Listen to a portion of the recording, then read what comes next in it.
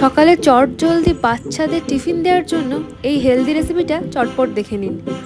একটা মিক্সচার জারে প্রথমেই নিয়ে নিয়েছি ভিজিয়ে রাখা চাল, নিয়েছি সুজি, আর দিয়ে দিয়েছি একটু বেশি পরিমাণেই টক দই।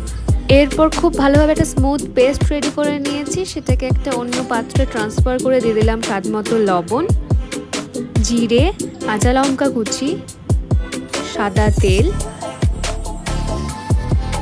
বাচ্চারা খেলে একটুখানি ঝালের পরিমাণটা কম করে দেবেন। দিয়ে দিলাম ইনো আর ধনেপাতা কুচি। এরপরে এই স্মুথ ব্যাটারটাকে আমি একটা স্টিলের পাত্রে খুব ভালোভাবে তেল গ্রিস করে স্প্রেড করে দেব।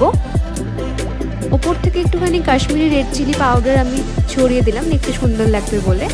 এরপর একটা কড়াইয়ে স্ট্যান্ড দিয়ে জল গরম করে আমি এটাকে খুব ভালোভাবে স্টিম করতে দিয়ে দিলাম 30 মিনিটের জন্য।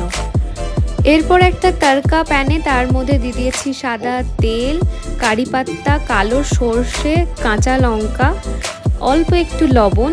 এরপরে খুব ভালোভাবে গরম করে নিই, এটার মধ্যে জল দিয়ে দেবো, একটু ঠান্ডা করে নিতে হবে ওটাকে।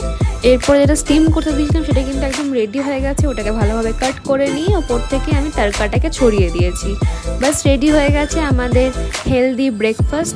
বাচ্চা থেকে বড় সবারই খেতে এটা খুবই ভালো লাগবে। বাড়িতে কিন্তু অবশ্যই একবার ট্রাই করে দেখবেন এই হেলদি রেসিপিটা। ধন্যবাদ।